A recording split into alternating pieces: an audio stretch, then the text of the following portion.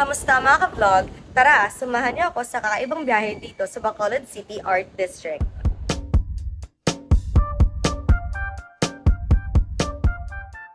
At nandito na kami ngayon sa Art District at kasama ko aking mga kaibigan.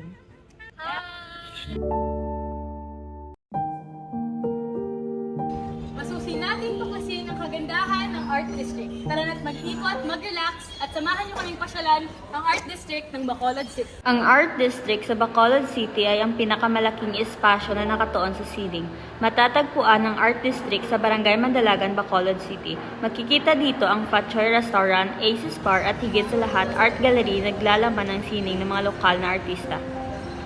Pag-usapan natin ang gusaling open space na itinatag ni Ginoong Charlico. Ayon sa kanya, ang layunin ng pagsasagawa ng ganitong gallery ay upang matulungan ang mga lokal na artist at mahanap ang mga talento sa larangan ng visual na sine. Ang sentro ng sining dito ay ang Orange Project. Kaya samahan niyo ako sa loob upang tuklasin ang iba't ibang sining. Kaya tara!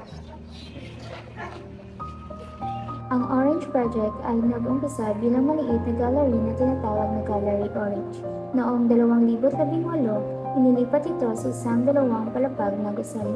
Ang unang palapag ay nagtatampok ng iba't ibang eskultura at sining pang dekorasyon. Dumako naman tayo sa ikalawang palapag, kung saan makikita din dito ang mga eskultura at sining pang dekorasyon, mga sinaunang kwintas, mangkok at tasa. Sana kayo ay nag-enjoy at may natutunan sa paglilibot-libot dito sa Art District.